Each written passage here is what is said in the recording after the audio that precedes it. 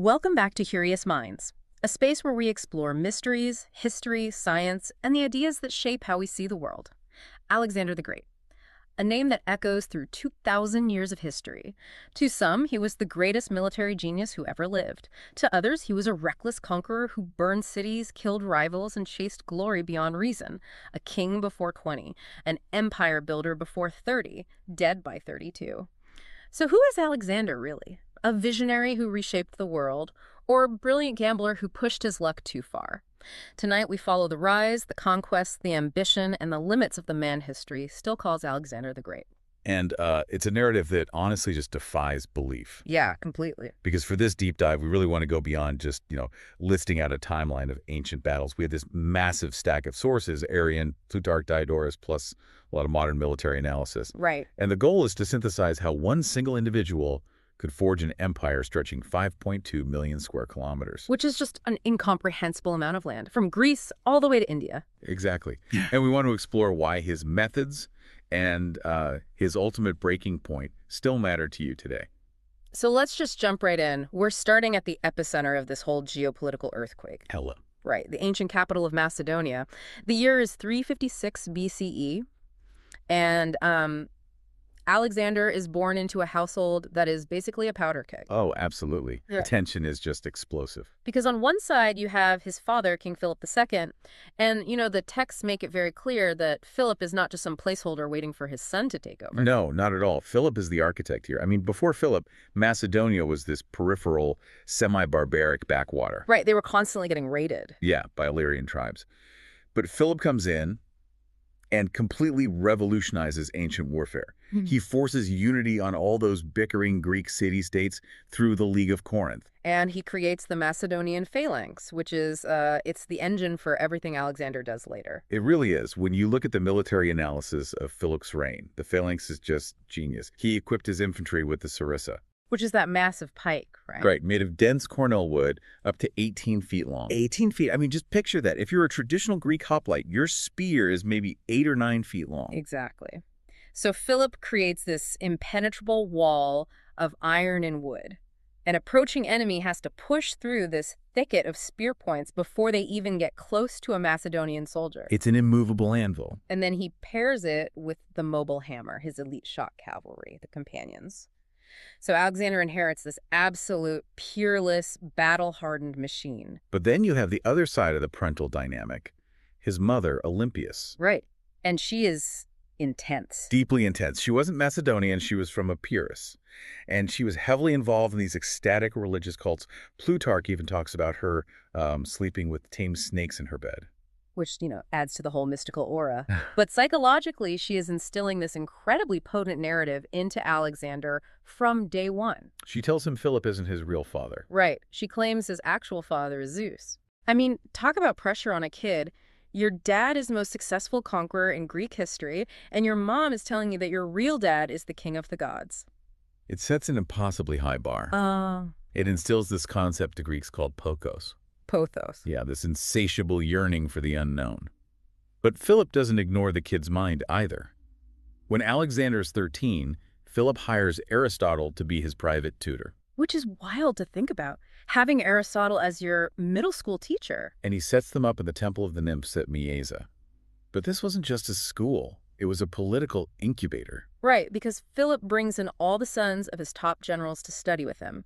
Ptolemy, Hephaestion, Cassander. He's basically building Alexander's future high command. He's securing their loyalty early on. And Aristotle isn't just teaching them tactics. The sources show he's teaching medicine, botany, logic. Science. Yeah. Later on, Alexander brings surveyors and botanists into Asia to catalog everything. It's like an armed scientific expedition. But the biggest thing Aristotle gave him was literary. He gave him an annotated copy of Homer's Iliad. Which became his total obsession. Right. He slept with it under his pillow next to a dagger. He idolized Achilles. It ingrained this archaic pursuit of glory. Kudos and honor. So you've got this philosophically trained prince in a really rugged warrior society. And he has to prove himself. Which brings us to the Bucephalus story. The famous horse? Yeah. A wild Thessalian stallion is brought to Philip, Costs a massive 13 talents, and it's just unrideable. It's kicking, rearing, throwing off all these veteran cavalrymen. Philip actually wants to send it away. But 10-year-old Alexander steps up, and he notices something everyone else missed. The shadow. Exactly. Yeah. The horse is terrified of its own shadow moving on the ground. And this is such a vital historiographical moment. It shows his defining cognitive trait, adaptable problem solving. Right, where others saw a monster, he saw a biological puzzle. He turns the horse toward the sun, calms it down, and rides it perfectly. And Philip is reportedly in tears. He says, "Macedonia is too small for you, my son. Look at a kingdom equal to and worthy of yourself." Which sounds incredibly epic, but the actual transition to power was completely soaked in blood. It was terrifyingly precarious. So we move to the young king era. The family fractures when Philip decides to marry a pure Macedonian noblewoman named Cleopatra. Right, which threatens Alexander's claim to the throne, since he's only half Macedonian. And at the wedding banquet, Cleopatra's uncle Attalus stands up and makes a toast. He prays for a legitimate heir. A direct, calculated insult, calling Alexander a bastard. Alexander throws his cup at him. Philip is totally drunk, draws his sword, tries to charge his own son, but he trips and falls over. And Alexander just stands there totally composed and mocks him. Here is the man preparing to cross from Europe to Asia, and he can't even cross from one table to another. Ice cold. But then, in 336 BCE, the whole world shifts. Philip is assassinated at another wedding festival by a bodyguard named Pausanias. And Alexander takes the throne at 20. The sources are so ambiguous about this. Was Olympias or Alexander behind the murder? It's highly suspicious. Pausanias trips while running away and is immediately speared to death by Alexander's friends. He's never interrogated. Convenient. Very. But regardless, Alexander acts with absolute ruthless pragmatism. He immediately eliminates rival claimants, like his cousin Amyntas. And Attalus. Yep. But then the Greek city-states, like Athens and Thebes, they think, oh, a 20-year-old kid is in charge. This is our chance to rebel. They completely underestimated him. Thebes revolts, and Alexander force marches his army over 300 miles in 14 days. Arrives before they even know he's coming. And when they refuse to surrender, he utterly destroys the city. He razes Thebes to the ground as a brutal warning. It was a calculated psychological operation. Erasing a storied ancient city cowed the rest of Greece into total submission. So his rear is secure, and now he looks east, the conquest of Persia. 334 BCE. He crosses the Hellespont with about 48,000 men. And Arrian notes this amazing piece of propaganda. Alexander throws his spear into the Asian soil and claims it as a gift from the gods. And his first real test is the river Granicus. Right. The Persian governors massed on the muddy banks. A Greek mercenary told them to burn the crops and starve Alexander out, but they refused. Huge mistake.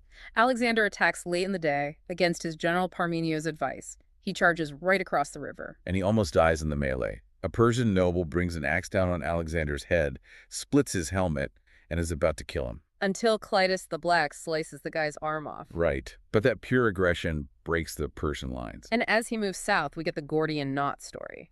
Yes. The prophecy that whoever unties this impossible knot will rule Asia. And instead of playing by the rules, Alexander just draws his sword and slashes it in half. It's the perfect metaphor for his out-of-the-box thinking. If the rules don't favor you, change the paradigm. Which he does at the Battle of Aetius, 333 BCE. He finally faces the Persian king, Darius III. Darius has a massive army, heavily outnumbering the Macedonians. But Darius picks a terrible battlefield. Right, a narrow coastal plain, so all those extra Persian soldiers are just squeezed in. They can't flank. Exactly. Alexander sees Darius in the center, takes his cavalry, carves a wedge through the left flank, and then pivots straight at the king. And Darius panics. He turns his chariot and flees. He actually leaves his own mother and wife behind. Which Alexander treats with profound respect, by the way. Very savvy political move. But Alexander doesn't just chase Darius inland. He knows he has to secure the coast to neutralize the Persian navy, which leads to the siege of Tyre. An absolute engineering marvel. Tyre is an island fortress half a mile offshore. What? They literally laughed at Alexander. They threw his envoys off the walls. Because he had no navy. Right. So what does he do? He builds a bridge. He orders a massive a land bridge built across the ocean. For 7 months, under heavy artillery fire ships, divers cutting their moorings, they just keep building. Like building a bridge to Alcatraz while people are shooting at you. Eventually, he gets some ships, blockades them, and breaches the wall. And the slaughter is horrific. It's a brutal message that even geography won't save you. So he takes Egypt, founds Alexandria, and then finally marches east to face Darius for the last time. Gaugamela. 331 BCE. This is the decisive shatter point. Darius offers away half his empire for peace, and Alexander just says no. Parmenio tells him, I would accept that if I were Alexander. And Alexander says, so would I if I were Parmenio. So arrogant, but so confident. And Darius has chosen this massive, flat, dusty plain, leveled the ground for his scythe chariots. He outnumbers Alexander maybe 2-1. Parmenio begs Alexander to attack at night. But Alexander says, I will not steal my victory. He wants it in broad daylight so it's undeniable. He wants to permanently break their morale. And tactically, Gaugamela is brilliant. Yeah. He creates a hollow box formation. He marches his cavalry wide to the right, pulling the Persian line and creating a gap. Meanwhile, the chariots attack, and the Macedonians just open gaps in their lines, mousetraps, and let them roll through. Right. And when that gap in the Persian center opens up, Alexander drives his wedge right into it, straight at Darius again. And Darius runs away. Again, the empire collapses. Alexander takes Babylon, Susa, and finally Persepolis, where he burns the royal palace down, the symbolic end of the Achaemenid Empire. Though historians debate if it was a drunken accident or a highly calculated political statement that the old regime was dead. But this is where the story shifts, because conquering is one thing, ruling is another. We move into his new vision of empire. Alexander has 5.2 million square kilometers, dozens of cultures. He realizes he can't garrison this just with Macedonians. So he adopts Persian culture, he wears Persian dress, he promotes Persian officers. It's like a corporate merger. He's adopting the acquired company's culture to keep things running. But his Macedonian veterans absolutely hate it. They think he's selling out. And the tension really snaps over proskynesis. Right, the Persian custom of bowing or prostrating before the king. To the Greeks, you only bow to gods. Doing it to a man is subservience. It's despotic. When he tries to make his generals do it, paranoia just sets in completely. The camp becomes a toxic environment. Which leads to him executing his own inner circle, starting with Philotas. Philotas hears about a plot against Alexander, doesn't report it right away, and Alexander has him tortured and executed. But Philotas is the son of Parmenio, the most legendary general in the army. And Alexander knows Parmenio will probably rebel when he finds out, and Parmenio controls the treasury and the supply lines. So Alexander sends assassins on racing camels across the desert. They hand Parmenio a fake letter and stab him to death in his garden. It's pure, cold pragmatism. No one is safe. And it gets worse. In a drunken rage at a banquet, Cleitus the Black, the guy who saved his life at Granicus, starts insulting Alexander's new Persian persona. Cleitus mocks him, says Philip was better. Alexander grabs a spear and runs him through the chest. He just murders his best friend and savior on the spot. The remorse was immediate. He starved himself for days, but the damage was done. The command structure is bleeding internally. But he doesn't stop. He even forces 10,000 Macedonian soldiers to marry Persian women in the Susa weddings. Trying to literally breed a hybrid ruling class. It makes you ask, was he an enlightened visionary trying to unify humanity? Or just a cynical pragmatist using whatever symbols he needed to keep control? It's a great question, but his ambition, that pathos, keeps pushing him. He has to see the edge of the world. So we get to the Indian campaign. 327 BCE. He marches into the Punjab region, and this is a completely alien environment. Think about this. You've marched thousands of miles. Now you're in dense jungles. Violent monsoon rains. The Greek armor they started with has completely rotted away in the humidity. They're wearing recut Indian and Persian clothes. There are venomous snakes everywhere. They're tying their beds in the trees. It's a logistical nightmare. But he makes an alliance with King Caxiles, who wants help defeating his rival, King Porus. Which sets up the Battle of the Hydaspes, May 326 BCE. Porus is wading across a swollen, half-mile-wide, raging river, and he has war elephants. Alexander knows the horses will panic if he tries a direct amphibious landing against elephants, so he uses psychological conditioning. Right, he marches up and down the bank making noise every night.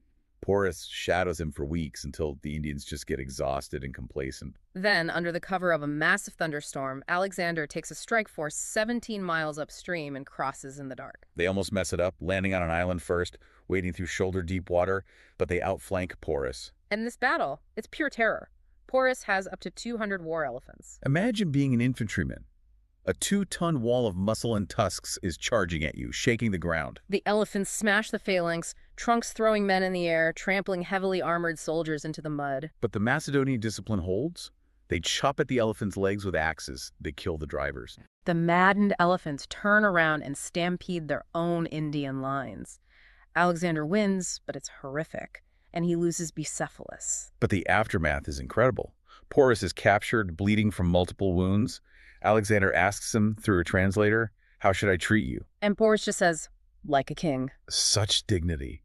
Alexander respects it so much he gives him his kingdom back as a vassal. But the psychological toll of this battle breaks the army. India stops the conqueror. They get to the Hyphasis River, the bees, and the soldiers just refuse to go further. They hear rumors about the Nanda Empire to the east.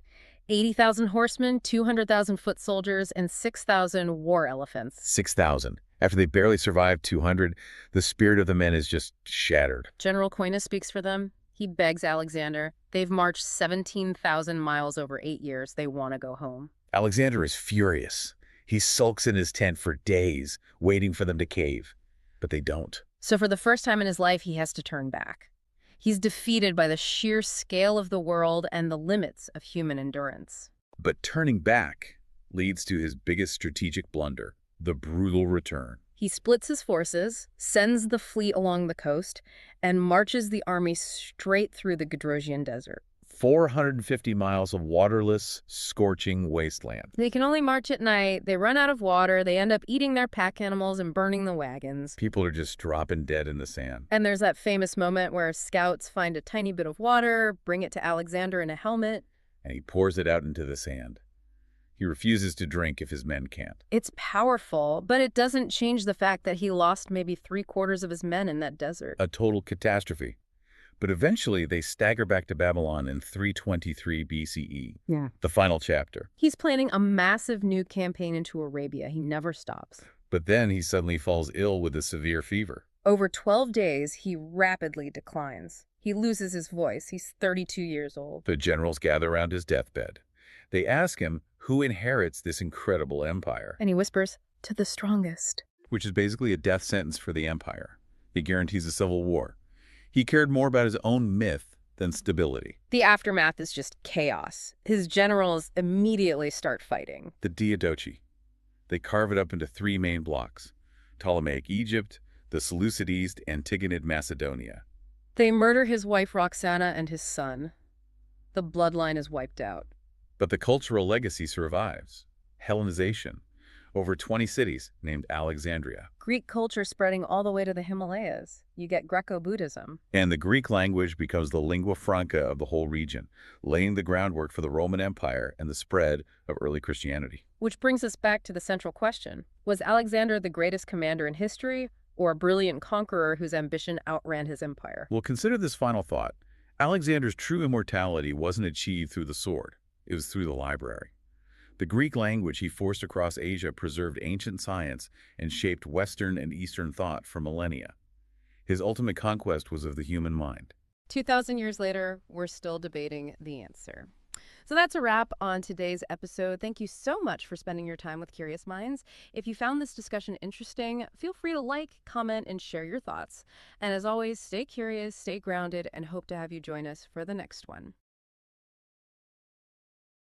Thank you.